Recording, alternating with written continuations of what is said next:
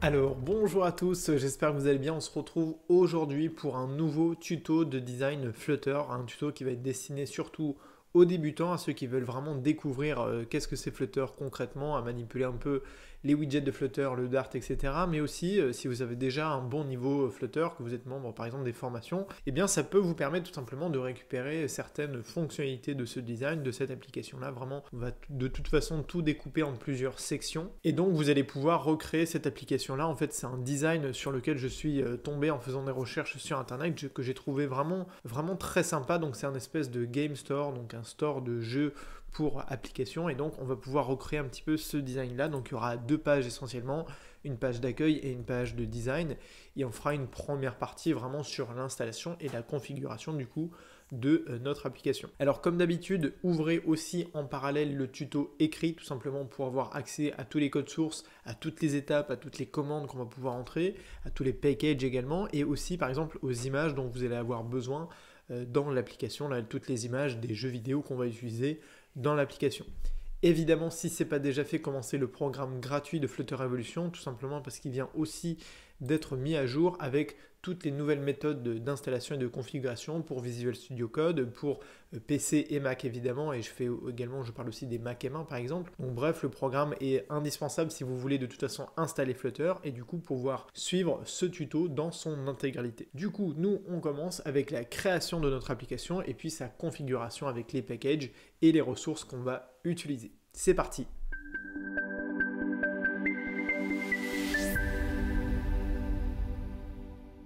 Ok, donc ce qu'on fait dans cette première partie, c'est qu'on va créer une nouvelle application et tout simplement configurer les éléments vraiment de base de notre application. Donc ce que je fais comme d'habitude pour créer une nouvelle application, moi, c'est que je viens ouvrir en fait le terminal de mon ordinateur. En fait, j'ai fermé du coup Visual Studio Code et en fait, on va créer une nouvelle application avec la commande du coup Flutter. Alors ce qu'on commence par faire déjà, c'est à se rendre dans notre dossier Development. Tout ça, je vous en parle à chaque fois, c'est le dossier dans lequel en fait on va stocker du coup notre SDK Flutter et dans lequel on va également créer et manipuler par la suite toutes nos applications. Alors la commande pour créer une nouvelle application, c'est assez simple, c'est tout simplement Flutter create suivi en fait du nom de votre application. Donc là l'application on va l'appeler Game Store, donc vous entrez la commande Flutter create Game Store et vous appuyez sur entrée.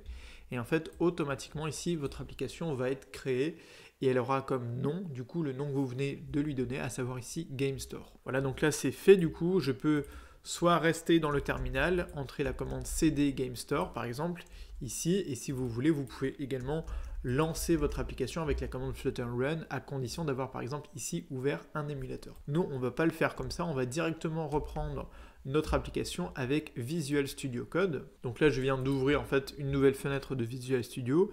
Et ce que je peux faire, c'est ouvrir, ou alors vous faites commande O ou CTRL O. Vous vous rendez dans votre dossier de Development et vous ouvrez ici la nouvelle application qui vient d'être créée. Alors moi, j'avais l'ancienne que j'ai appelée Game-Store, mais sinon vous prenez bien du coup l'application que vous venez de créer, donc à savoir ici l'application Game Store. Vous l'ouvrez du coup avec Visual Studio Code et on va retrouver ici tous nos codes, etc. Notamment le fichier main.dart qui va nous permettre du coup de travailler pour commencer sur notre application. Et on va commencer également avec le fichier ici pubspec.yaml. Du coup, ce fichier en fait YAML, c'est celui qui va nous permettre notamment d'importer des packages supplémentaires. On va en avoir besoin d'un seul et également d'importer nos images. Mais avant d'importer les images depuis le fichier YAML ici, on va pouvoir ouvrir du coup notre dossier ici d'application. Moi, je me trouve dans le Finder, peu importe si vous êtes sur Mac ou PC, vous ouvrez de toute façon le dossier de votre application et en fait, vous allez pouvoir ajouter un nouveau dossier qu'on va appeler le dossier Assets, donc de ressources. Et à l'intérieur, on va avoir un sous-dossier image. Alors ce que je vous propose tout simplement, c'est de télécharger le fichier zip en fait dans le tuto écrit. Donc vous avez le fichier assets.zip, vous le dézippez et vous allez retrouver du coup tout le dossier qui va être automatiquement rempli avec à l'intérieur le dossier image et du coup avec ici toutes les images dont on va avoir besoin pour notre application. Voilà, vous le voyez ici, c'est toutes les images qu'on va utiliser dans notre design d'application. Donc voilà, une fois que c'est fait, on va pouvoir du coup importer toutes ces images-là et donc on va se trouver dans le dossier Assets et dans le sous-dossier ici Images. Donc ce que je peux faire ici, dans mon fichier YAML toujours, je descends tout en bas et vous voyez ici qu'il y a des petits astérix et donc je peux tout simplement décommenter ces lignes de code ici. Voilà, on va en avoir besoin que d'une seule. Voilà. Et ce que je fais, c'est que moi, je vais directement importer le dossier assets/image, mais je ne vais pas importer plus précisément un seul fichier. En fait, là, je vais importer tous mes fichiers d'un coup, et donc tout le dossier, tout le sous-dossier image ici, qu'on peut apercevoir d'ailleurs ici, puisqu'on n'a qu'un seul sous-dossier image. Après, assets, c'est un dossier général, il peut contenir des vidéos, des PDF, tous les types de fichiers et de ressources possibles. Donc nous, on précise quand même qu'on est dans un sous-dossier qui va contenir du coup que des images. Voilà, et puis vous allez retrouver toutes les images dont on va avoir besoin. On continue ici avec le seul package qu'on va utiliser en plus, vraiment des packages classiques, matériels notamment de notre application, c'est le package qui s'appelle readmore. Vous pouvez ici copier la dépendance, vous avez le lien dans la description du tuto, et en fait ça va vous permettre d'ouvrir et de réduire en fait une zone de texte, notamment une zone de description, donc ça peut être sympa, et ça typiquement ça fait partie des petites fonctionnalités que vous allez pouvoir reprendre en fait pour vos propres projets. Donc tout simplement vous copiez la dernière version ici de ce package là, vous vous rendez toujours dans le fichier YAML, et juste à la suite ici du Cupertino Icons, vous pouvez ajouter cette nouvelle dépendance avec la dernière version. Moi, ce que je fais à chaque fois, c'est que j'enregistre mon fichier avec la commande S, d'accord? Sinon, vous faites CTRL S si vous êtes sur Windows, et tout simplement, automatiquement, ça va vous télécharger en fait à la fois les packages et bien entendu ici enregistrer également les références en fait de votre application. On va pouvoir commencer du coup à travailler sur notre fichier main.dart qui va être celui avec lequel on va pouvoir vraiment créer la base du coup de notre application. Alors concernant ce fichier du coup main.dart, ce que je vous invite à faire, c'est à faire commande A ou CTRL A et à supprimer du coup tout votre fichier pour qu'on puisse le recoder ensemble étape par étape, ce qui va nous permettre un petit peu de voir un petit peu comme d'habitude les bases de Flutter. Alors la première chose à faire, c'est à tout simplement importer ici un package qui va être le package en fait vraiment indispensable, à savoir le package matériel. Donc vous tapez Flutter matériel ici .dart. Vous importez tout simplement ce package là, c'est le package vraiment indispensable de Google pour tout simplement pouvoir vraiment coder les bases de notre application. Toujours pareil avec Flutter, ici on va avoir besoin de la fonction main.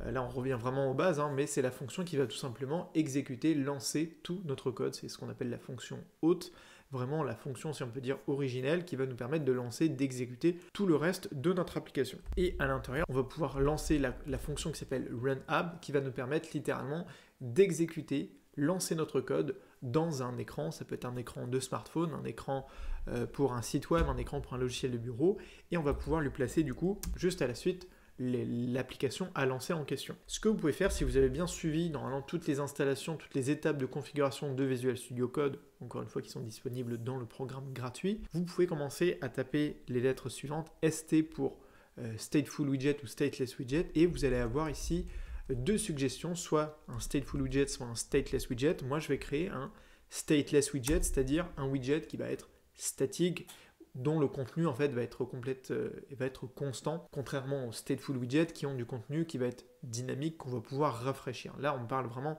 de notre application avec vraiment son contenu le plus brut. Donc là, vous appelez ce widget-là, vous l'appelez MyApp, c'est donc une classe, et on va renvoyer non pas un container ici, mais une Material App, d'accord?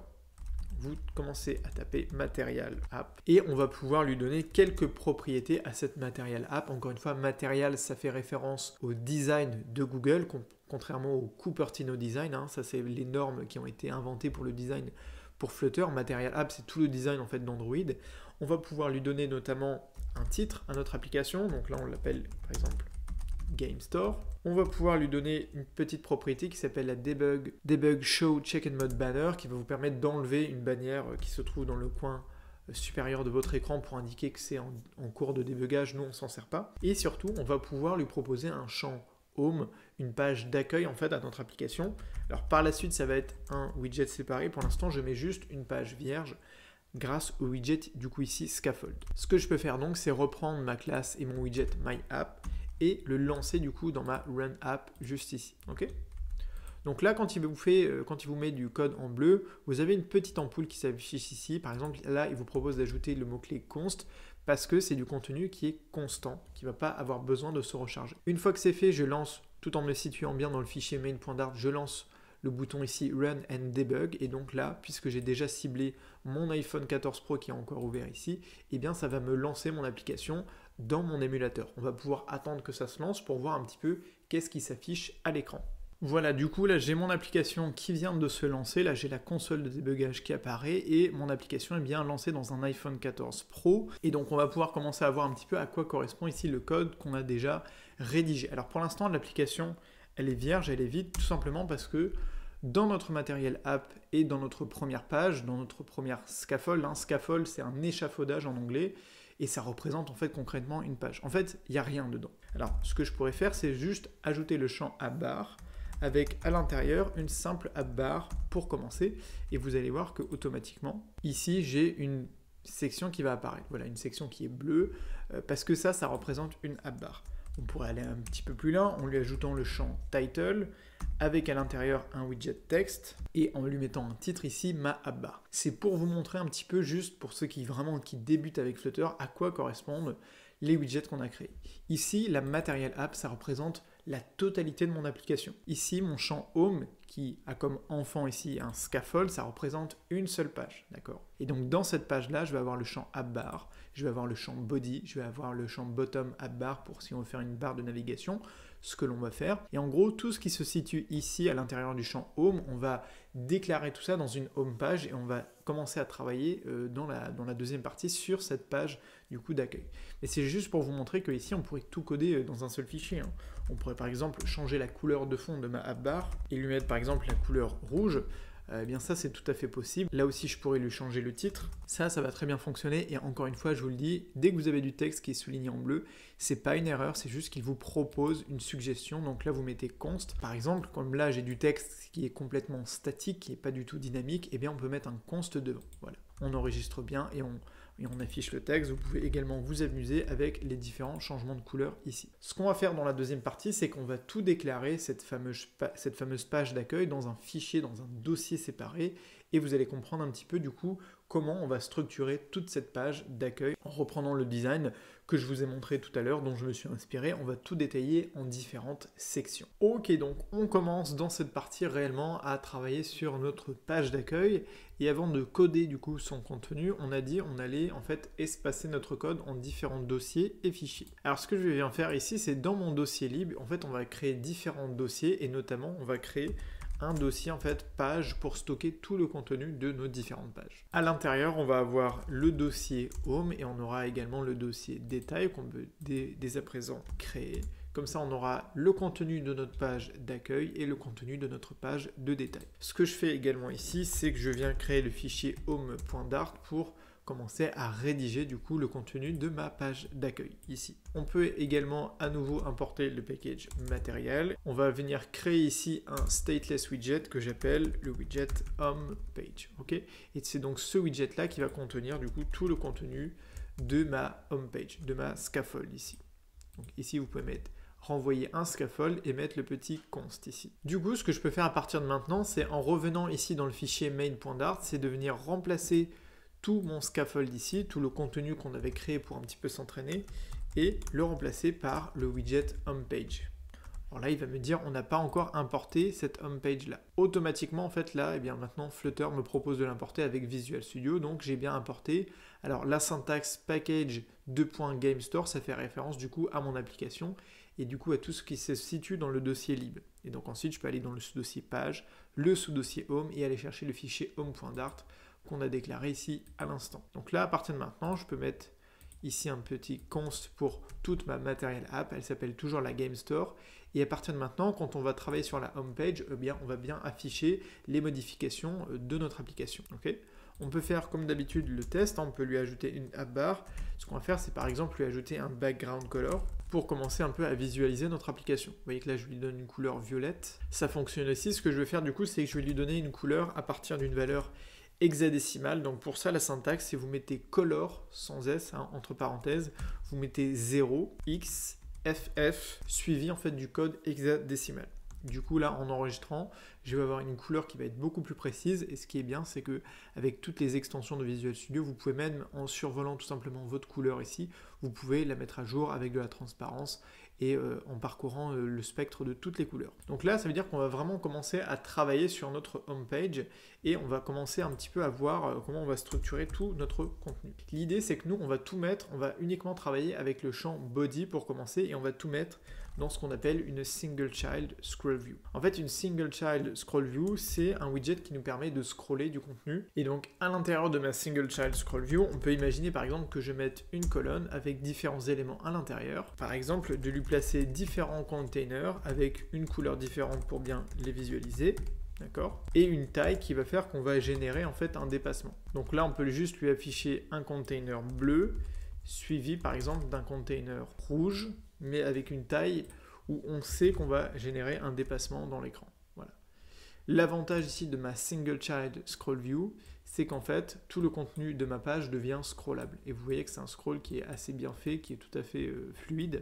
Et donc là, tout le contenu que je vais faire, y compris du contenu qui va dépasser de mon écran, eh bien, il va être scrollable. Donc, vous mettez juste ici le champ body dans notre scaffold, et à l'intérieur, vous mettez bien une Single Child Scroll View. Or, nous, on ne va pas commencer par utiliser ici le widget colonne, on va utiliser le widget stack, qui va non pas nous permettre de créer une colonne, mais de superposer en fait différents éléments. Et donc, à chaque fois, quand on manipule des colonnes, que ce soit des rows, c'est-à-dire des rangées, des colonnes à la verticale ou des widgets stack, on va utiliser le champ children puisque par définition on va avoir plusieurs enfants à positionner en fait à l'intérieur de nos widgets. Donc là, en enregistrant, du coup, j'ai plus rien qui s'affiche du coup dans ma page d'accueil.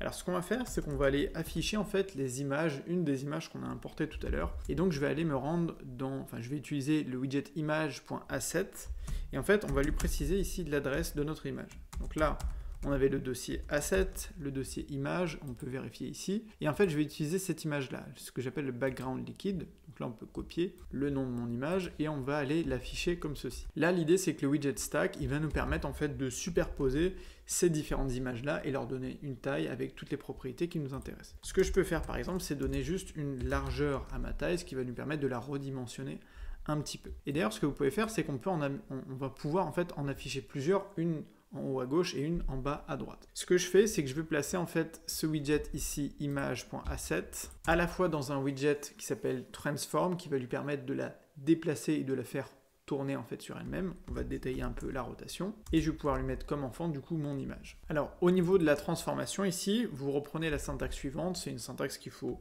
pas forcément connaître par cœur, mais il faut l'avoir vu un petit peu une fois. Vous prenez ici, vous entrez matrix 4 pour les 4 dimensions, vous mettez identity, 2 points, rotate, ici vous mettez rotate Z, et là en fait on va mettre un angle de 20 degrés. Et ce qui est bien, c'est qu'on a également un champ qui s'appelle le champ origin, dans lequel on va pouvoir lui mettre en fait un offset, c'est-à-dire un décalage, donc ça c'est super pratique, en fonction de l'axe vertical et horizontal.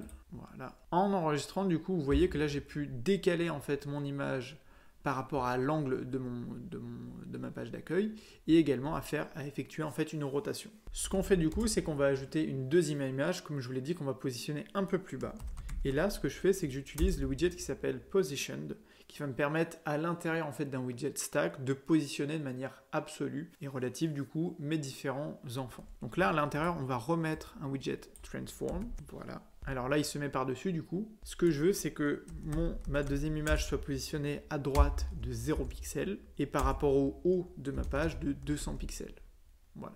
Donc là, on voit qu'il s'affiche comme ceci. Et là, je vais juste changer le offset de mon image pour qu'il se décale juste ici. Et du coup, ce que je peux faire un petit peu pour que mes deux images, elles se positionnent un petit peu mieux, c'est juste à la suite de mes widgets là que je viens de créer, on peut juste créer un container vide pour voilà, au moins que ça prenne 100% de l'espace disponible.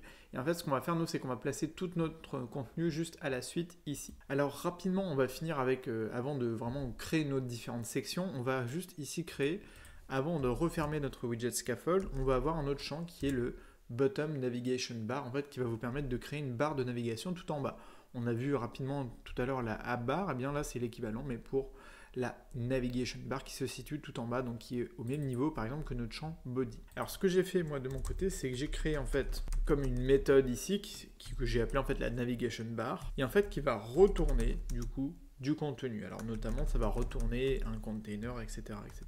Alors ce que vous pouvez faire, on va juste faire rapidement un exemple. On va du coup renvoyer ici une bottom navigation bar. Cette bottom navigation bar, en fait, c'est vraiment un widget préconçu du coup de Flutter qui va nous permettre de créer une barre de navigation tout en bas de notre écran. Alors elle va avoir besoin de plusieurs éléments, cette bottom navigation bar, notamment le champ ici items qui va nous permettre de contenir différents boutons en fait de sélection. On va donc avoir plusieurs ici bottom navigation bar item, d'accord? Et si je passe dessus ici, il nous dit qu'on a besoin de différents arguments, notamment par exemple le champ label, qui correspond au champ texte. On va avoir le champ icon, donc là on met le widget à l'intérieur icon, avec par exemple icons.home, voilà tout simplement.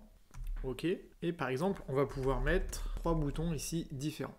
Ok, donc là c'est un exemple très simple pour commencer d'une barre de navigation. Nous évidemment on va vouloir un petit peu la personnaliser. Première chose à faire déjà, on va vouloir avoir 4 boutons de navigation. Attention, dès que vous en mettez 4 ici, vous devez ajouter le type, et là vous mettez bottom navigation bar type.fixed. Ok, ce qui va vous permettre d'avoir ici 4 éléments à chaque fois. Je ne vais pas trop m'attarder sur cette partie-là, la bottom navigation bar, parce que c'est vrai que j'ai pris un peu de temps pour créer un design très similaire au design originel que je vous ai montré tout à l'heure, mais grosso modo, en fait, retenez juste que ici, par défaut, on a ici une boîte en fait qui a des bords, tout simplement qui a des bords droits, donc on ne va pas avoir de bords arrondis. Ce que j'ai fait, c'est qu'en fait, j'ai contenu ici ma bottom navigation bar dans 2 boîtes containers différentes, dont une qui va avoir des bords arrondis, qui va nous permettre notamment de rogner notre image. Voilà, donc ici, vous le voyez, on a un bord arrondi, et c'est vrai que j'ai un petit peu triché, parce que finalement, j'ai dû créer un fond, en fait, tout simplement à ma boîte, mais grosso modo, ça va nous permettre en fait d'afficher une continuité avec tous les éléments de contenu qu'on va avoir ici.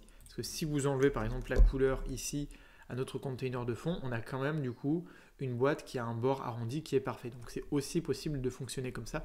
Vous pouvez de toute façon modifier à votre guise tout le widget ici qui s'appelle donc, on a dit le navigation bar, enfin qui retourne des widgets, et donc on a placé dans notre champ ici la bottom navigation bar. Ok, donc maintenant dans ces différentes parties, on va créer chacune des sections du coup de notre page d'accueil, et donc on peut se positionner là dans le petit container qu'on avait créé juste pour prendre un petit peu plus de place, et en fait on va le remplacer par un widget colonne qui aura donc plusieurs enfants comme d'habitude, et c'est donc dans ce widget là qu'on va placer nos différentes sections. Alors comme d'habitude, moi j'aime bien prendre des containers pour vous faire visualiser un peu tous nos différents éléments.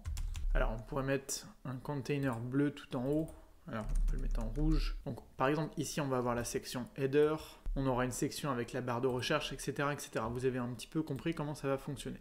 Alors plutôt que d'afficher du coup ces containers là, ce que je fais c'est dans mon dossier ici home, on va ajouter un sous-dossier widget, et dans ce sous-dossier du coup widget, on va pouvoir déclarer plusieurs fichiers comme le fichier par exemple header.dart. Ici à chaque fois je vais avoir besoin du package matériel, et on peut commencer du coup par créer ici un stateless widget. Et ce stateless widget je vais appeler la header section, et on aura la popular section, on aura la news section, etc. pour tous les différents éléments de notre page. Ok ?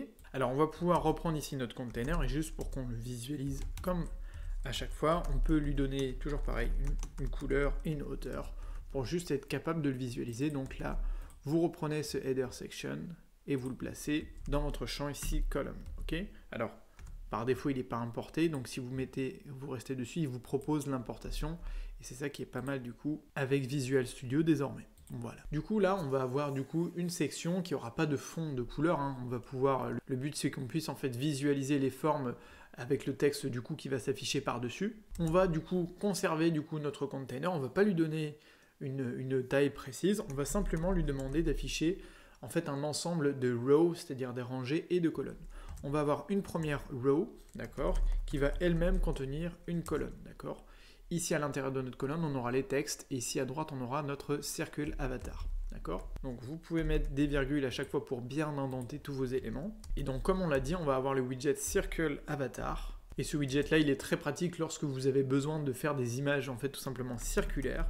Vous mettez du coup image.asset, et comme on l'a fait tout à l'heure, on va chercher dans le dossier asset, le sous-dossier image, et là on a une image qui s'appelle avatar.png. Voilà. Tout simplement. Donc par défaut, elle se met à gauche, puisque dans notre rangée, aussi on a juste une colonne, mais qui n'a pas de contenu. D'accord ? Donc là, on va pouvoir lui ajouter du texte. Vous mettez le texte suivant, par exemple welcome, et on va lui donner en fait quelques propriétés du coup de design. Vous mettez juste après ici les guillemets, vous mettez virgule, vous mettez style. Là, on va récupérer la classe qui s'appelle text style. Ça, vous avez l'habitude si vous manipulez déjà des widgets texte. On va lui donner une couleur, la couleur blanche. Voilà, ainsi qu'une taille de 22 pixels et on va afficher ce texte du coup en gras. Alors ici du coup vous voyez que j'ai mon texte qui s'affiche mais du coup qui s'affiche tout en haut, ce qui fait que c'est pas idéal parce qu'on a un petit peu de mal à en fait le visualiser. Du coup ce qu'on peut faire en fait c'est qu'on va ajouter ici à notre container en fait le champ en fait padding et plus précisément on va lui mettre, alors là il y a toute une syntaxe, hein, normalement on peut faire edge inset par exemple .all et ici ce que je vais faire c'est par exemple soit vous mettez from left top, right et bottom, ou sinon vous mettez only, ça marche aussi. Et en fait, pour le champ top, on va aller utiliser ici les media queries, c'est-à-dire les propriétés de taille en fait de notre média actuel, à savoir une taille d'écran, d'accord? On va aller chercher en fait la taille actuelle de notre écran et notamment la valeur de son padding top en fait. Ce qui va nous permettre en fait d'éviter d'avoir une superposition entre notre contenu et par exemple ici tout ce qui constitue en fait la barre de statut, y compris la Dynamic Island juste ici. Voilà. Et après, vous pouvez juste rajouter un petit padding à gauche et à droite, ici, de 25 pixels. Ça fonctionne très bien. Donc ça, c'était juste pour le padding, ce qui fait qu'on visualise à partir de maintenant notre texte. Également pour la hauteur, du coup, on n'en a plus besoin. On veut que tout soit bien aligné. Donc on n'a ni besoin de la couleur ou de la hauteur pour notre container. Et d'ailleurs, ça, vous pouvez aussi le remplacer par un widget padding. Ça fonctionne très bien. Simplement, j'aime bien commencer avec des containers parce qu'on peut donner une couleur, etc.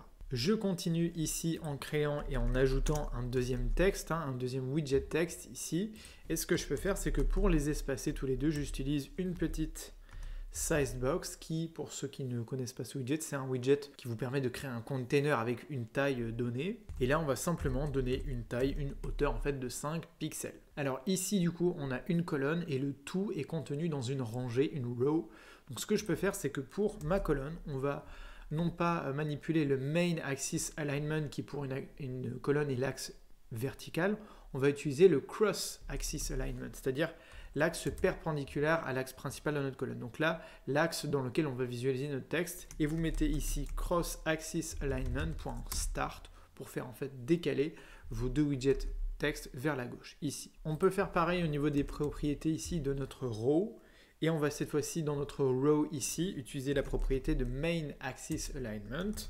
Et on peut lui prendre la propriété par exemple qui s'appelle space between puisqu'on veut espacer nos textes ici de notre circle avatar. Vous voyez que c'est un peu magique et tout ce qui concerne les rows, les colonnes, dans la Flutter Revolution, il y a vraiment plusieurs tutos qui lui sont dédiés parce que voilà, c'est des widgets qui sont vraiment super pratiques mais qui demandent un petit peu de pratique justement avant de bien les maîtriser. Ce qu'on peut faire également, c'est que pour le circle avatar ici, je vous rajoute une propriété si vous en avez besoin, ça s'appelle la propriété fit. Et là, vous pouvez mettre par exemple boxfit.cover. Alors, il me semble que là, ça change rien puisqu'en réalité, on n'a pas vraiment une image qui est arrondie, mais ça peut vous permettre de travailler avec n'importe quel type de photo par la suite. Voilà, du coup, on termine du coup pour cette header section et on va continuer avec une search section et donc ici une barre de recherche en fait qu'on va situer juste en dessous. Ce que je fais, c'est que je vais ajouter un nouveau fichier à mon dossier widget. Donc j'appelle ce fichier search.dart et on va pouvoir de la même manière ici, bon, toujours pareil, on va avoir besoin du package matériel. On déclare toujours pareil, ici on va manipuler quasiment que des stateless widgets parce que c'est vraiment un tuto de design. Et j'appelle ce widget la search section. Ce que je fais du coup, c'est que je viens déclarer à la suite de ma header section ici, ma search section. Et donc ici, il me le met en rouge parce qu'on ne l'a pas encore importé. Il vous propose du coup la ligne d'importation de votre fichier search.dart. Okay, ce qu'on peut faire ici, juste pour le visualiser, j'aime bien faire ça à chaque fois, vous mettez une hauteur, bon, pas trop grande, mais tout simplement pour la visualiser. Et on va mettre une couleur, par exemple yellow, pour visualiser un petit peu notre barre de recherche. Donc nous, on va avoir une hauteur plutôt fine pour que ça reste vraiment au format assez petit d'une barre de recherche. Alors, on va conserver ici un container. On va juste lui donner ici une petite propriété de padding pour espacer un peu mon contenu. Alors ici, les edge inset, vous avez plusieurs possibilités. .all, ça peut vous donner un padding global. Sinon, moi, j'aime bien utiliser le symétrique aussi. Vous pouvez du coup mettre les champs horizontal et vertical.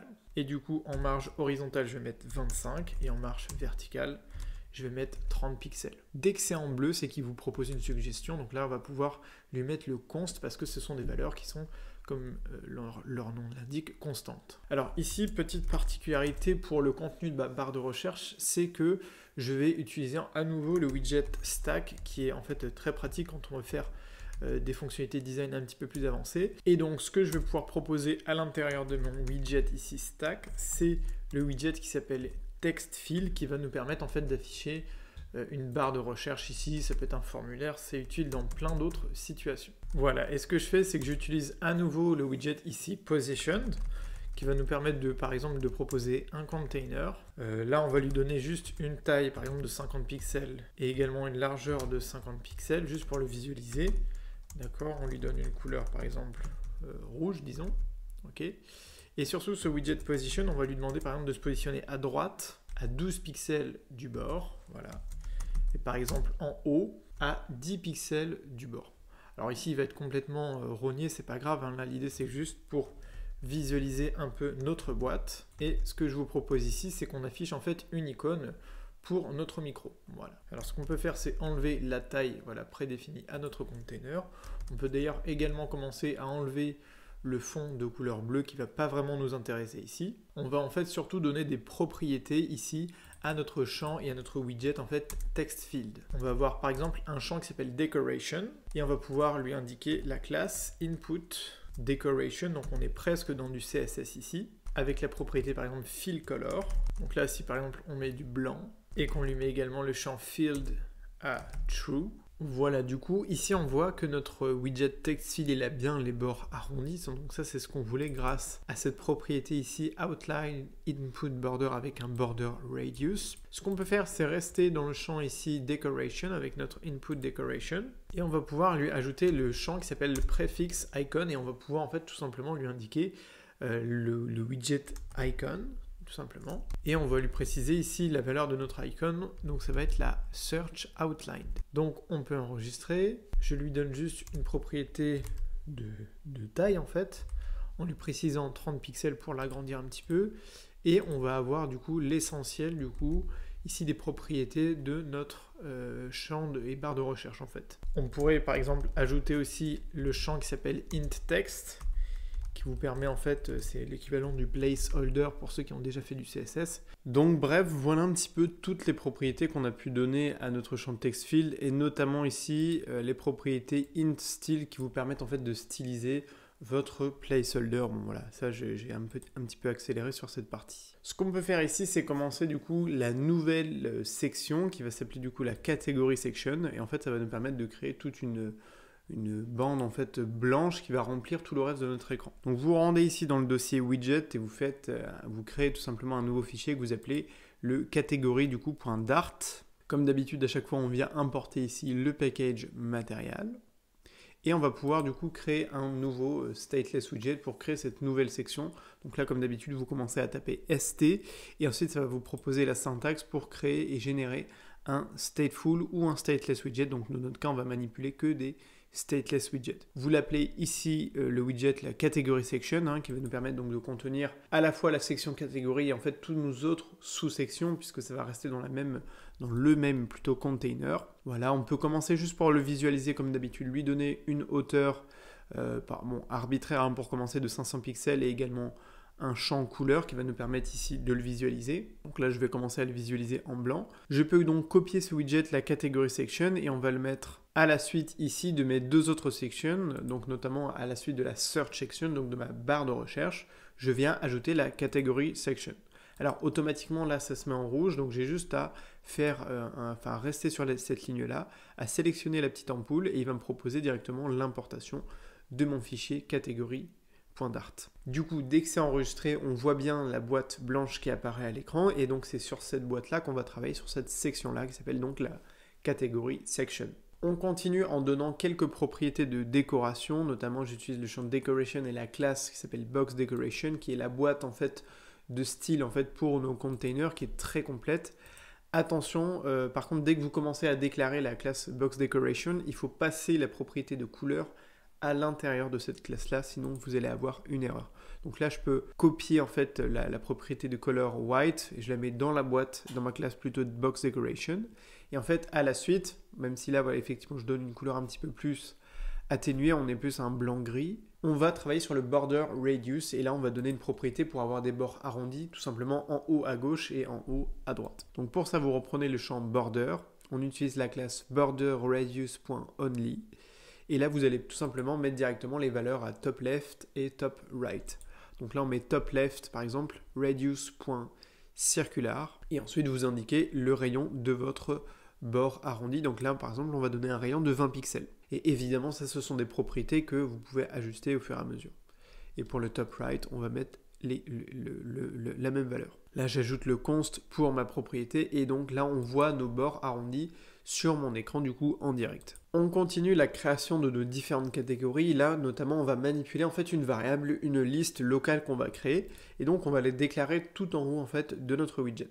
Donc cette classe-là, enfin cette variable-là, on l'appelle categories et on la déclare avec ici des crochets, c'est-à-dire que ça va être une liste en fait de données, une liste d'objets, de maps, c'est le nom des objets en fait avec le Dart, et donc ça va nous permettre de stocker des informations sur plusieurs objets, sur plusieurs maps, et donc sur plusieurs ici catégories. Donc on met entre crochets, on met ensuite des petites accolades qui représentent un objet, une map, et à l'intérieur de ces accolades-là, on va mettre différents champs.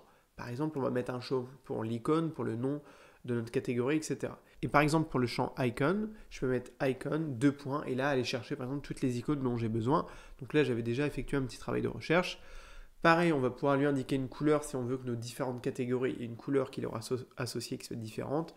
Là, encore une fois, je viens rechercher la couleur hexadécimale. Donc, la syntaxe pour les couleurs hexadécimales, c'est toujours color, entre parenthèses, 0, x, ff en majuscule ou en minuscule, et ensuite vous mettez le code hexadécimal de votre couleur. Voilà, donc là par exemple ça sera du violet, et enfin on va donner le champ title, name ou title, peu importe, et là du coup ça va être une chaîne de caractères. Voilà, donc ce qu'on va faire c'est qu'en fait on va parcourir par la suite cette liste catégorie à l'intérieur de notre container. Ce que je fais ici, c'est que je viens copier ma liste complète, et donc vous le voyez, on a 4 éléments, 4 catégories différentes, avec à chaque fois une icône, une couleur et un titre du coup qui va être différent. Nous, on va être capable de parcourir ces données, d'accord, cette liste de données, et en fonction de cette liste-là, d'afficher du contenu et de la convertir notamment en widget beaucoup plus concret. Ce que je fais, c'est du coup, à l'intérieur de ma category section, on va d'abord créer en fait une grande colonne qui va nous permettre en fait à l'intérieur d'afficher à la fois nos titres de section et nos différentes sections individuelles qu'on va pouvoir scroller.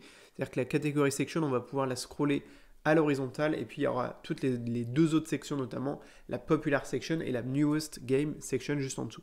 Donc là, vous créez une colonne pour pouvoir afficher à la verticale toutes ces différentes sous-sections.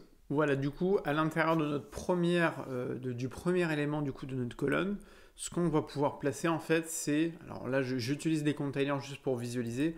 On va notamment placer une list view qui va nous permettre de scroller nos différentes catégories, même si ici vous allez le voir avec la taille de notre écran, elles n'ont pas besoin d'être scalables, en fait ça va être intéressant pour nous. Alors ce que je fais toujours pareil pour visualiser mes différentes sections, c'est que je manipule en fait des containers, par la suite ça va devenir une size box parce qu'il y aura juste une propriété de hauteur. Vous donnez une hauteur et une couleur à votre container juste pour être capable de le visualiser. Donc là on lui donne une couleur par exemple bleu juste pour le visualiser. Voilà, vous pouvez mettre une couleur par exemple qui ressorte un petit peu plus ici comme du vert. Et donc ce qu'on va lui mettre en fait à l'intérieur de ce container, c'est donc une list view. Alors plus précisément ici on va manipuler la classe et le widget qui s'appelle listview.separated, c'est-à-dire qu'il va nous proposer en fait un widget qui va séparer nos différents widgets. Alors c'est une technique que je voulais vous montrer aussi qui vous permet en fait d'espacer, enfin qui va nous permettre dans notre cas d'espacer les différentes catégories qu'on va du coup créer. En fin de compte, on va avoir le champ item builder et notamment le separator builder qui va nous permettre de construire un widget. Ça peut être une barre par exemple de séparation, et dans notre cas en fait ça va juste être une size box pour les espacer. Okay. Et bien sûr on a toujours le champ qui s'appelle item count qui va nous permettre ici de repérer par exemple la longueur de notre liste, et en fonction de ça de parcourir une liste en fonction du nombre d'indices. Donc on peut commencer déjà justement à manipuler ce champ, le champ item count. Vous venez reprendre votre variable qui s'appelle donc la categories, et on vient chercher sa propriété length, donc ça correspond à la longueur de notre liste. Et ça va nous permettre d'afficher une liste vue avec autant d'éléments que ma liste categories en fait en contient. On peut continuer comme je vous l'ai dit avec le separator builder. Vous remplacez ce mot-clé separator builder, vous commencez à entrer ici des parenthèses, et il va vous proposer la syntaxe contexte et index, qui va vous permettre en fait d'ici de renvoyer pour chacun des éléments de notre liste un widget.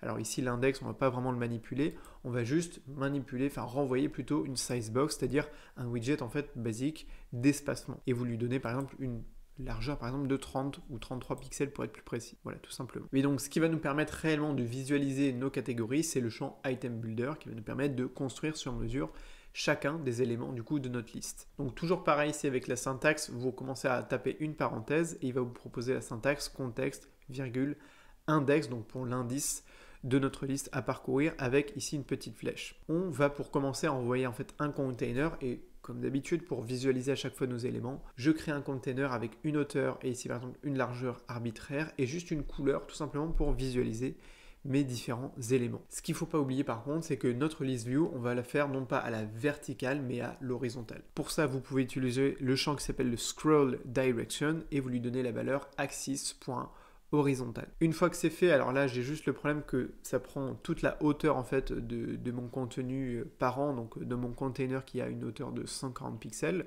Bon, c'est pas très grave, on va pouvoir le réparer par la suite. Mais ce qu'on va faire, nous, plutôt que de créer directement un container, on va en fait afficher nos différents éléments dans une colonne. Donc chacun de mes éléments de ma liste va être en fait une colonne dans laquelle notamment il y aura l'icône, une boîte avec l'icône, et ensuite le texte qui va correspondre en fait au nom de ma catégorie. Donc à l'intérieur, je mets toujours le champ Children qui va me permettre en fait de remplir ma colonne avec différents éléments. Et juste pour vous montrer un petit peu comment ça marche, on pourrait directement afficher ici le widget icon en venant reprendre la valeur du coup de cette icône.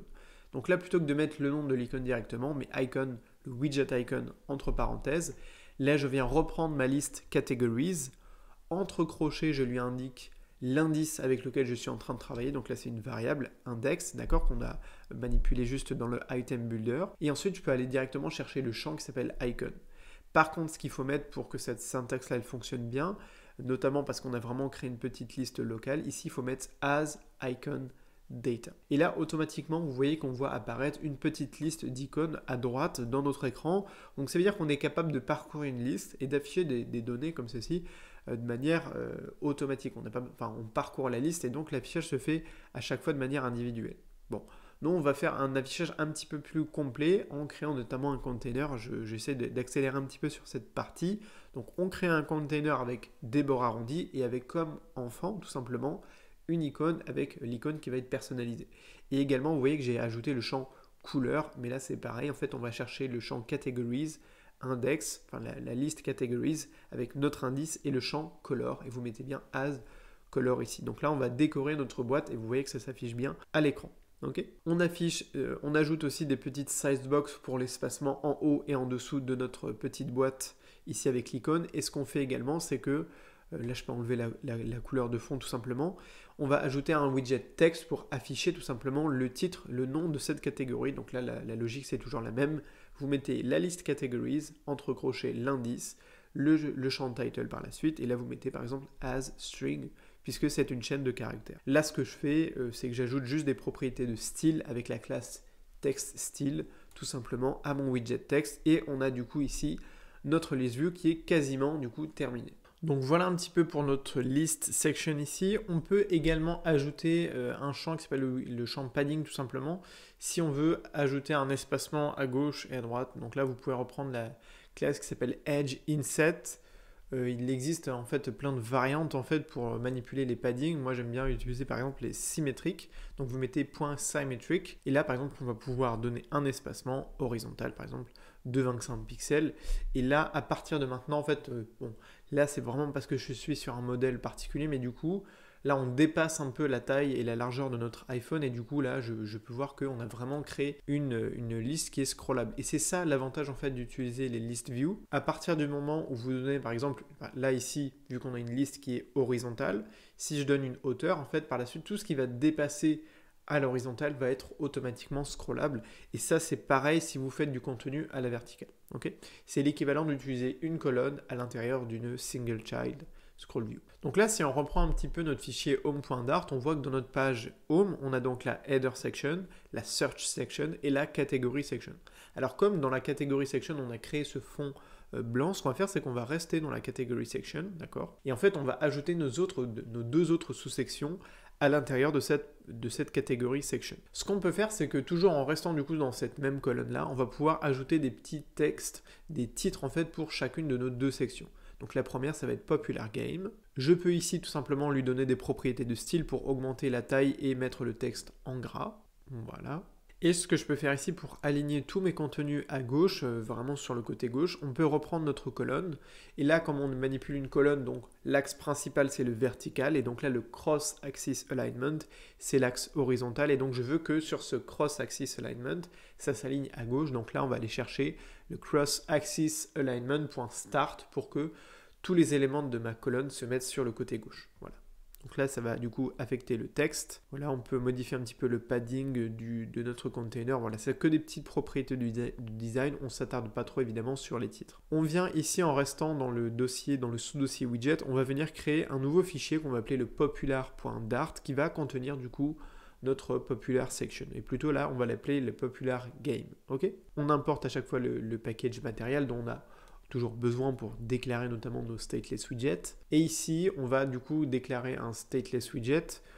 Cette fois-ci, comme je l'ai dit, on peut l'appeler soit popular section, mais là on l'appelle popular game, d'accord? Donc là, vous appelez ce stateless widget popular game. Comme d'habitude, pour le visualiser, on peut créer et renvoyer ici un container avec une hauteur arbitraire et ici une couleur, par exemple la couleur rouge. Ce que je peux faire du coup, c'est à la suite de mon titre ici popular game, afficher ce widget popular game ici. À chaque fois que vous l'importez par exemple, enfin vous l'ajoutez par exemple dans votre fichier en le renvoyant, il vous propose automatiquement la ligne d'importation. Voilà, donc là on va du coup travailler vraiment sur cette section, la popular game, qui va être constituée en fait d'images qu'on va pouvoir scroller, encore une fois en restant à l'horizontale, et par la suite sur lesquelles on va pouvoir cliquer pour ouvrir le détail de notre jeu. Ok, donc pour le contenu de cette nouvelle section, la popular game, ce que j'ai préféré faire, c'est plutôt que de créer en fait une liste locale de contenu, ce qu'on va faire en fait, c'est créer un modèle de données pour nos jeux en fait, qu'on va créer notamment dans un fichier séparé, puisqu'on va le récupérer notamment dans les deux prochaine section, la popular game et la newest game. Donc là, ce que vous pouvez faire ici, c'est on va rester évidemment dans le sous-dossier, dans le dossier lib, et on va créer en fait, à côté de nos pages, on va créer un nouveau dossier qu'on va appeler le dossier models. Et donc, on va créer un modèle de données pour nos jeux. Donc là, c'est un petit exemple, c'est une façon d'aborder les choses et ça vous fera un exemple de plus à manipuler pour votre expérience du coup personnelle. Là, vous pouvez créer le fichier game.dart et c'est dans ce fichier-là qu'on va créer notre classe, notre modèle en fait de jeu et on va également créer une petite méthode pour renvoyer plus précisément une liste de données. Là, ce que je fais, c'est que je crée une classe. Donc là, on ne va pas créer un stateless widget ni un stateful widget, on ne va pas créer de widget, donc là, on n'a même pas besoin d'importer en fait le package matériel, on code purement en Dart.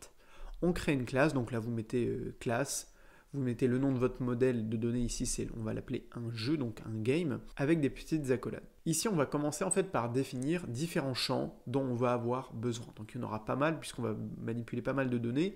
D'ailleurs on ne va pas réellement toutes les aborder même dans la page d'accueil, elles seront notamment utiles pour la page de détail. On va avoir par exemple la background image, la première qu'on va afficher, on va avoir une icône associée au jeu, on va avoir un nom, etc. Donc là, je vous ai pris plein de données que j'ai manipulées pour vraiment créer un ensemble d'informations qu'on va pouvoir associer au jeu. Et donc, on va manipuler des listes, des variables de type chaîne de caractères, des variables numériques notamment. Et donc, par exemple, la liste image, c'est celle qu'on va afficher quand on va cliquer sur le détail du jeu et qu'on va afficher plusieurs images en rapport avec ce jeu-là. Ce qu'il faut faire ensuite, c'est reprendre notre modèle de données game ici et lui associer avec ce qu'on appelle un constructeur toutes ces variables qu'on vient de déclarer. Donc là, il y a une syntaxe, il faut mettre le nom de votre classe, par exemple ici c'est game, et vous mettez this. Toutes les variables que vous voulez manipuler et associer à votre modèle du coup de données ici. Donc on va parler d'un jeu vidéo. Ce que je peux faire pour terminer, c'est qu'en fait je vais créer une petite méthode en fait tout simplement qui va renvoyer justement une liste de ces données de ces données de type game, d'accord? Donc je l'appelle games, attention. Vous pouvez préciser le mot-clé ici statique pour pouvoir l'utiliser et la récupérer notamment dans nos autres fichiers, notamment le popular.dart. Et en fait, ce qu'on va faire ici, c'est qu'on va retourner ici directement effectivement une liste de données et donc une liste d'objets de type game. Et donc c'est tout l'intérêt de manipuler en fait des modèles de données. Et ce que je vais faire cette fois-ci, c'est plutôt que de reprendre ici des données standards, on va préciser du coup à notre objet et à notre modèle ici game, et bien à chaque fois vraiment des données en réel. Donc on va par exemple lui donner une background image. Donc là je vais chercher dans mon dossier et sous-dossier assets/image toutes les ressources dont j'ai besoin. Je fais pareil pour l'icône, donc plutôt le logo de mon jeu vidéo, etc., etc. Et on fait pareil pour le nom du jeu par exemple. Voilà, donc ça va représenter, voilà, ici je vous ai un petit peu accéléré toutes les données, donc le nom du jeu, le type, l'annotation, etc., etc., avec une description plus complète. Et comme je vous l'ai dit, on a également une sous-liste de données avec différentes images pour les différentes images qu'on va associer à notre jeu vidéo. Ce que j'ai fait ici, c'est que j'ai pris un exemple en fait avec tout simplement 2 jeux vidéo, on aurait pu en prendre beaucoup plus, et on va pouvoir les afficher de toute manière en fait complètement automatiquement. Donc on va avoir 2 objets de type game qu'on va pouvoir parcourir et afficher dans notre nouvelle section, la popular game. Donc là on revient dans le fichier popular.dart et ce qu'on va pouvoir placer ici, c'est encore une fois, on va manipuler une list view avec toujours la même particularité, c'est qu'on va utiliser la list view.separated parce que ça va nous permettre encore une fois d'espacer nos éléments, par exemple ici horizontalement. Ce qu'il faut faire en fait, c'est qu'avant de renvoyer par exemple nos éléments, on peut déclarer une variable qu'on appelle la variable games. On vient reprendre notre modèle de données game et on vient chercher en fait la méthode qu'on avait créée qui s'appelait la games. Donc là vous mettez game avec un G majuscule point games, d'accord, et ça va nous permettre en fait de renvoyer, de récupérer en fait toutes les données qu'on a renvoyées dans la méthode games. Ok, donc là il faut bien évidemment importer le fichier models/game.dart, donc le modèle de données pour nos jeux vidéo, d'accord. Et donc en fait là on va pouvoir récupérer dans la variable games toute notre liste de données de jeux vidéo. Donc là pour le item count de notre list view, en fait on peut reprendre cette variable games et on lui met games.length pour avoir exactement la même longueur que notre liste de données. Donc là en l'occurrence on n'aura que 2 éléments à l'intérieur. On continue avec le separator builder. Donc là, comme tout à l'heure, on va recréer une sized box qui va du coup espacer chacune de nos images l'une d'entre elles. Et surtout, ce qui nous intéresse ici, c'est d'utiliser le champ item builder. Donc comme d'habitude, vous remplacez le mot-clé là qui est rempli par défaut, vous entrez des petites parenthèses et il devrait vous suggérer la syntaxe suivante, donc contexte, virgule index, et on renvoie ensuite un contenu. Ici, avant d'afficher quoi que ce soit, en fait, on va tout inclure dans un gesture detector. Donc ça, c'est un widget qui vous permet en fait de cliquer tout simplement sur un autre widget à l'intérieur. Donc on va afficher évidemment, nous, ce qu'on veut afficher, c'est des images, et on veut rendre ces images cliquables. Donc pour ça, avant d'afficher mes images, je les inclus dans un gesture detector. À l'intérieur, je vais passer par un widget card, etc. Mais là, on peut rapidement faire un affichage très simple.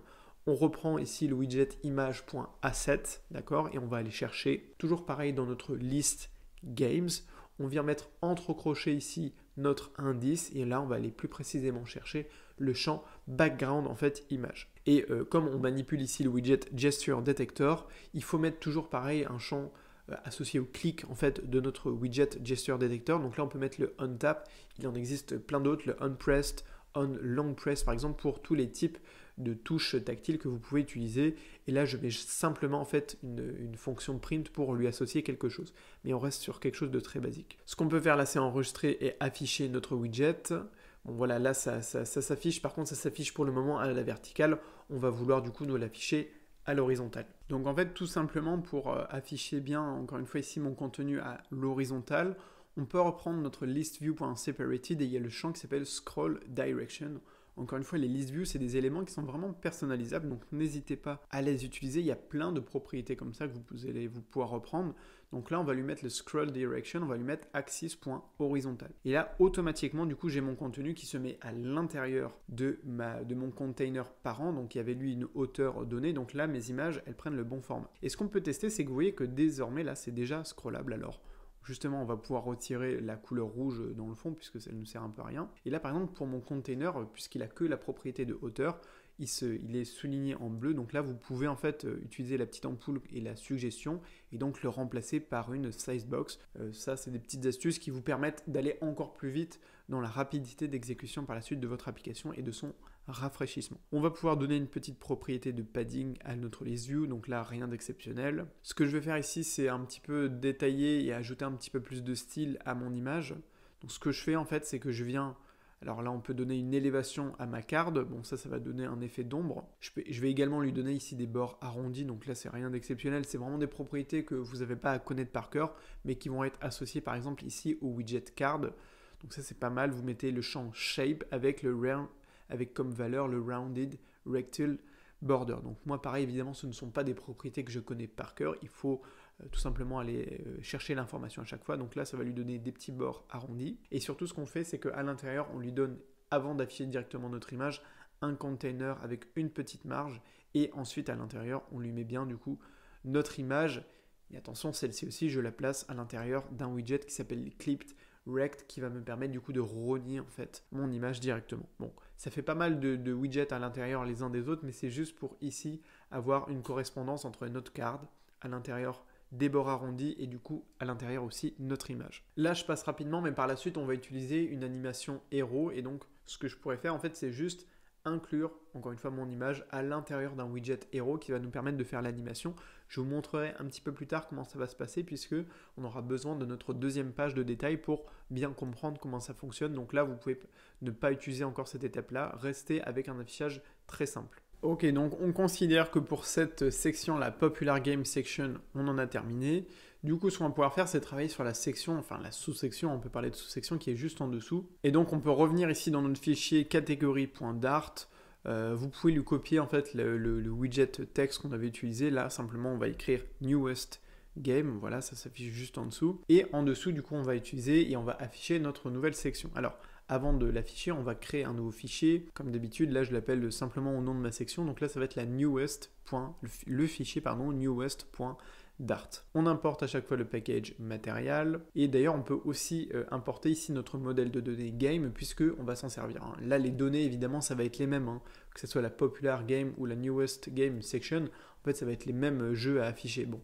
Là, c'est parce qu'on fait un tuto de design. Hein. Là, on vient créer du coup un stateless widget que j'appelle le newest game, d'accord, on a l'habitude maintenant. Et en fait, on va pouvoir aussi reprendre la déclaration de la variable game, ce qu'on avait utilisé pour la popular game section. Donc je viens la copier et on va l'utiliser aussi pour notre section newest game. En fait, l'affichage va être différent, mais le fait de parcourir nos données en fait va être le même. Simplement, on va avoir une méthode un petit peu différente avec ici un affichage à la verticale sous forme de colonne. Alors, comme d'habitude, pour bien visualiser, je lui affecte une hauteur et je lui donne une couleur. On vient copier notre nouveau widget, je l'ajoute ici en revenant dans le fichier catégorie.dart dans l'ensemble de ma colonne, ici. Voilà, il me l'importe et il me l'affiche du coup juste ici. Ok ? Donc ça, c'est juste pour vous montrer qu'on va bien travailler dans cette section qui ici est représentée du coup par une boîte rouge. Ce qu'on fait, c'est que là, je commence à lui donner des petites propriétés de padding, rien de bien méchant pour commencer. Et surtout, à l'intérieur, cette fois-ci, on ne va pas utiliser une list view, on va utiliser une colonne.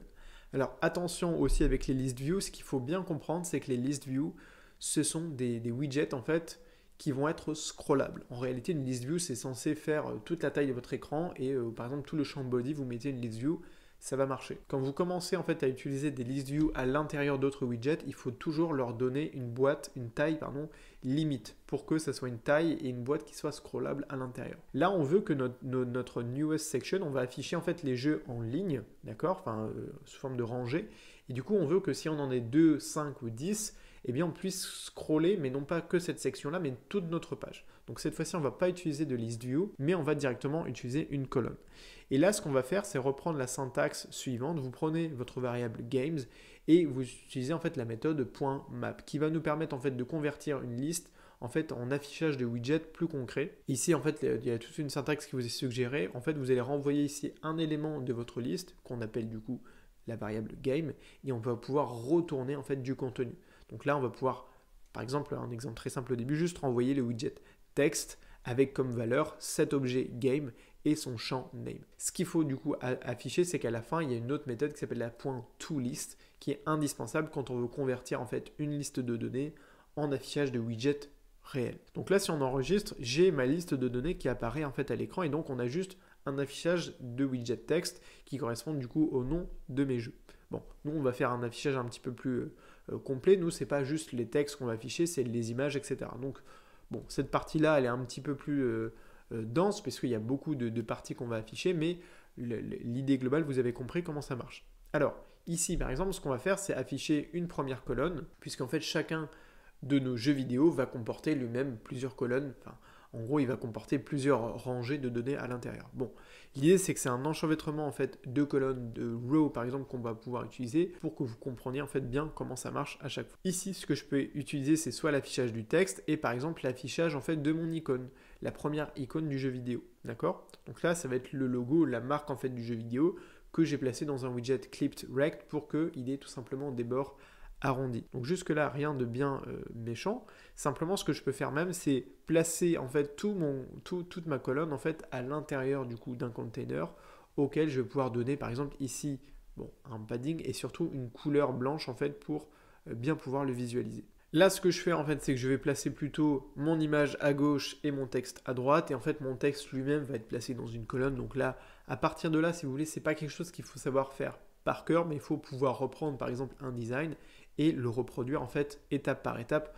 Encore une fois, toute cette gestion des rows, des colonnes, c'est-à-dire des rangées et des colonnes, j'en parle beaucoup plus dans les tutos de la Flutter Révolution avec des exemples peut-être un petit peu plus simples pour pouvoir vous permettre de commencer vraiment plus tranquillement. Ici, c'est vrai que c'est des designs assez avancés avec beaucoup de contenu. Donc là, en fait, on va avoir à gauche notre icône et à droite, on va avoir une colonne avec notamment le texte, mais également les étoiles de notation et d'autres informations. Ce que je fais, c'est que en fait, mon widget colonne, je le place à l'intérieur d'un widget expanded pour qu'il prenne vraiment toute la place de disponible. Je donne juste quelques propriétés également à mon widget texte qui va donc être le titre de mon jeu vidéo. On aligne également tous nos éléments de notre colonne à gauche pour pouvoir que ça soit bien aligné à gauche. Donc ça c'est une partie qui est un petit peu importante.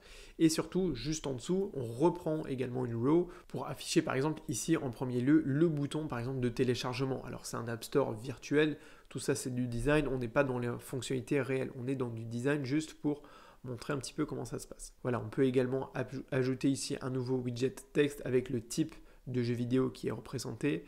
Et là, par exemple, comment est-ce qu'on fait pour créer des étoiles de notation? Eh bien, on crée un widget row pour une rangée avec à l'intérieur plusieurs icônes tout simplement avec des propriétés de couleurs et de taille différentes. Donc voilà pour notre newest game section. Donc c'est une section qui est un petit peu qui prend un petit peu de temps à créer, mais vous voyez que dans l'ensemble, on reste sur des notions assez simples. C'est soit on affiche des images, soit on affiche du texte, soit des icônes.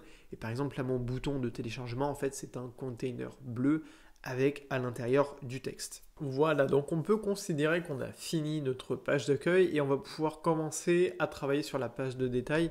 Alors malheureusement, j'aurai pas le temps de tout traiter précisément en détail pour cette deuxième page, même s'il y a beaucoup de contenu, justement, ça fait un petit peu beaucoup pour une seule vidéo aujourd'hui. Dans tous les cas, s'il y a des choses que je ne présente pas dans la vidéo, vous les avez bien sûr dans le tuto écrit et vous avez également tout le code source qui est accessible. Je vais essayer de vous faire vraiment les points importants, l'animation héros et la fonctionnalité de scroll qu'on va un petit peu détailler. Alors ce qu'on fait, on peut fermer ici toutes nos sections précédentes, on va pouvoir travailler en fait sur une nouvelle page. Donc comme ici on avait la page dans le dossier home, on avait la page d'accueil, là on va travailler sur le dossier en fait détail et donc je peux commencer ici à créer un nouveau fichier. Ce fichier je vais l'appeler le détail.dart et on va également créer le sous-dossier en fait widget pour y placer tous nos différents éléments. Alors on commence avec le fichier détail.dart, on va rapidement créer en fait la structure de base de notre page. Donc j'importe toujours pareil le widget matériel et on commence par créer, maintenant vous avez l'habitude,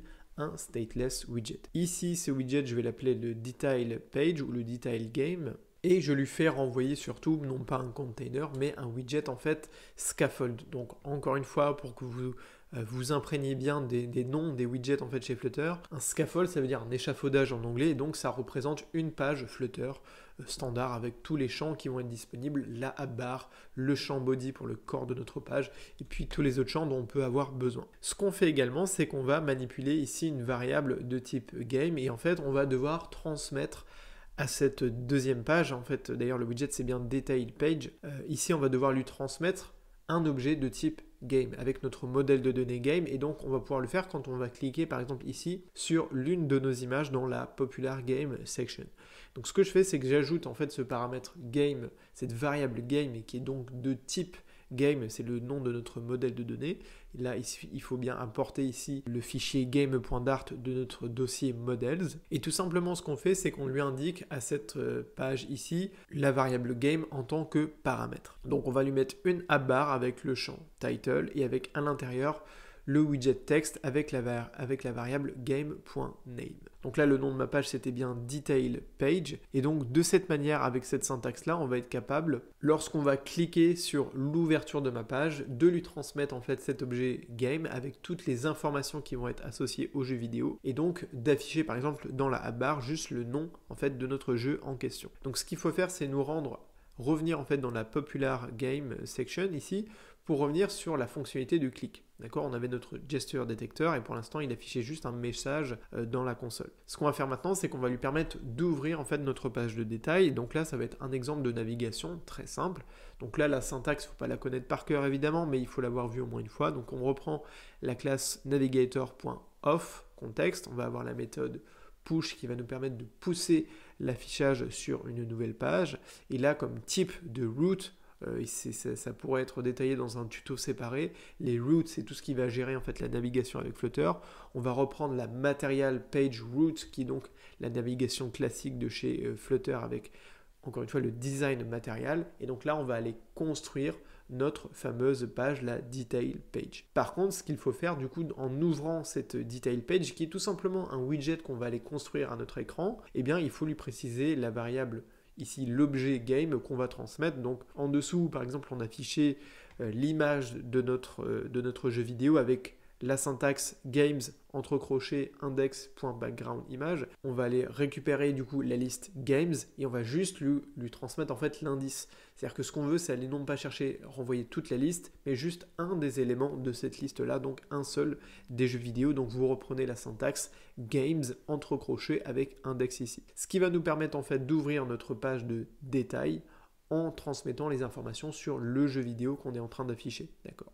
Donc là, on peut faire un test en cliquant sur notre première photo. J'ai bien ma deuxième page qui s'affiche. Alors, elle est vide pour l'instant. On a juste la barre avec le titre en haut et donc on transmet bien le titre de notre jeu. On peut faire l'exemple avec le deuxième jeu ici, Rayman, par exemple. Alors du coup, dans cette page de détail, ce que je vais réellement traiter vraiment rapidement pour vous montrer vraiment la fonctionnalité en elle-même, c'est la fonctionnalité de scroll qui va nous permettre en fonction en fait, de la taille de notre écran, de diminuer la taille de notre image, et ensuite l'animation héros qu'on va voir rapidement. Parce que finalement, la bar, on va même pas s'en servir, et on va directement ici utiliser dans le champ body le widget qui s'appelle la Custom Scroll View. Et en fait, cette Scroll View, elle va nous permettre de lui préciser en fait à l'intérieur plusieurs enfants qu'on appelle des slivers en fait. Et il existe plein de types justement de slivers qu'on va pouvoir manipuler. Nous, on va en utiliser deux qui sont complémentaires, qui vont nous permettre en fait de proposer un objet qui va être persistant en fait en haut de notre écran et un autre qui va être scrollable. Et donc les deux vont être liés. Donc le premier, ça va être le Sliver Persistent Header. Donc ça va être un header qu'on va placer en haut de notre page, d'accord, et qui va en fait avoir un contenu et une taille un petit peu variable en fonction du fait qu'on va tirer ou pas l'élément qui va se situer en dessous. Donc on va avoir un Sliver Persistent Header en haut, et ensuite on va avoir le Sliver Top Box Adapter. Donc les deux sont complémentaires et les deux vont être liés. Donc ici pour le deuxième, je vais pouvoir lui mettre par exemple juste un container, on va pouvoir le détailler après. Ce qu'il faut faire, c'est qu'en fait à l'intérieur de mon premier Sliver Persistent Header, on va créer dans un fichier séparé, on va lui remplir le champ Delegate ici, où je vais vous proposer là très rapidement, le code complet de ce widget que j'ai appelé le Detail Sliver Delegate. Donc ça demande, c'est vrai, un niveau un petit peu plus avancé pour bien comprendre tout ce qu'on va manipuler. Là, c'est juste ce que je voudrais faire dans le tuto et dans surtout la partie vidéo, c'est vous montrer un petit peu la logique globale. Donc là, je peux reprendre le widget que je viens très rapidement, encore une fois, de créer. Je lui mets du coup dans le champ Delegate, le Detail Sliver Delegate, avec toutes les infos qu'on va pouvoir transmettre, notamment parce que nous, on va afficher dans ce widget-là l'image en fond. Ce que je peux faire en revenant dans notre deuxième sliver, c'est le Sliver to Box Adapter. Donc là, ça va être la boîte qui va se situer en dessous. On va juste lui donner un container bleu qu'on va vouloir afficher. Voilà. Du coup, là, c'est vraiment le code minimum dont vous avez besoin pour fonctionner. Et vous voyez que là, en enregistrant, j'ai du coup mes deux éléments qui apparaissent. Et vous voyez que ce qui est bien, c'est que tout est fait automatiquement. Donc, on va avoir les bords arrondis, etc. On a cette fameuse bande bleue là, qu'on va pouvoir tirer vers le haut ou vers le bas, et vous voyez que ça permet en fait de réduire notre header qui se situe tout en haut, et donc c'est ça cette fameuse fonctionnalité. On peut prendre l'exemple en ouvrant la page de Rayman, donc ça va fonctionner ici. Du coup en fait à partir de là, dans cette deuxième boîte, la Sliver to Box Adapter, vous pouvez mettre ce que vous voulez. En fait là la partie la plus intéressante de cette page, c'est celle-ci, c'est tout simplement qu'on peut faire une boîte en haut avec une image par exemple en fond dont la taille va varier, et en fait en bas vous mettez ce que vous voulez et les deux vont être complémentaires. Ce que je voulais aussi vous montrer un petit peu comme fonctionnalité, c'était tout simplement l'animation de type héros dont je reviens beaucoup plus en détail, hein, notamment dans la Flutter Evolution. C'est que par exemple quand on a une transition de page où on va afficher la même information sur la page 1 et la deuxième page qu'on va ouvrir après, par exemple ici l'image de notre jeu vidéo, on va pouvoir inclure par exemple ici notre image dans le widget qui s'appelle le widget héros. Et donc on va pouvoir créer une animation héros. Donc vous mettez juste par exemple votre image, vous la mettez à l'intérieur du widget héros et ce qu'il faut faire c'est juste donner un tag en fait à votre widget héros, c'est-à-dire un espèce d'identifiant qui doit être unique. Alors on n'a pas manipulé d'identifiant, mais on peut reprendre le nom ici de notre jeu qui de toute façon est unique ici. Donc vous mettez bien le tag, dans le champ tag vous mettez le nom de votre jeu et vous mettez à l'intérieur du widget héros votre image. Et en fait on fait pareil ici dans le fichier qui s'appelle detail sliver. Donc j'ai déjà mis ici le widget héros puisque j'ai déjà repris le code complet. Et en fait à l'intérieur de mon widget, enfin avant d'afficher le widget.asset, j'affiche également le widget héros. Et ici on vient à nouveau récupérer le champ name avec une syntaxe qui est un petit peu différente, mais vous avez compris la logique. Vous devez utiliser le widget héros sur la page de départ et sur la page d'arrivée avec le même objet ou widget à afficher. Dans notre cas, ça va être l'image. Ce qui se passe maintenant, c'est que du coup, quand on va cliquer sur notre image ici, on a un effet de transition entre l'image depuis la page d'accueil et depuis la page de détail. Et ça va marcher du coup dans les deux cas, à la fois pour la transition aller et la transition retour. Donc ça, c'est ce qu'on appelle un widget et une animation héros. C'est quelque chose qui est relativement simple à mettre en place. Je vous montre, il y a un tuto complet par exemple dans Flutter Evolution où je vous montre vraiment comment reprendre en profondeur cet outil-là, mais là c'est un exemple très rapide qu'on a pu manipuler. Voilà, donc ce que j'ai fait pour terminer, c'est tout simplement que j'ai un petit peu accéléré, vous le voyez ici au niveau du contenu de ma page de détail. C'est vrai que ça fait un petit peu beaucoup pour une seule et même vidéo pour YouTube, pour un seul tuto. Voilà, donc ce que j'ai fait, c'est que j'ai ajouté toutes les dernières sections, et notamment, là je peux vous parler rapidement de la dernière fonctionnalité qui peut être intéressante pour nous, c'est le widget, enfin le package Read More. Et là par exemple, vous le voyez, le widget qui s'appelle Read More Text. En fait, c'est hyper simple à prendre en main, vous importez juste votre package qu'on avait bien déclaré du coup dans le fichier YAML. Ça vous donne accès au, du coup ici, le widget Read More Text. Et en fait, la seule variante que vous pouvez proposer par exemple, c'est le champ qui s'appelle Trim Line. Et donc ça va vous permettre de rogner ou pas en fonction du nombre de lignes que vous indiquez. Donc là par défaut, j'ai mis 2, je peux mettre 3. Donc là, ça va réduire mon texte, mon widget texte, enfin son contenu à 3 lignes, et ensuite je peux augmenter ou réduire par exemple ici cette description. Vous pouvez ensuite personnaliser par exemple ici les champs ouvrir et réduire, donc là on peut mettre plus, réduire, etc. C'est vraiment personnalisable et c'est vraiment très très bien comme petit package à utiliser. Donc voilà pour le rendu global de l'application. Je pense que c'est un très bon exemple si vous arrivez à tout suivre dans la globalité du tuto.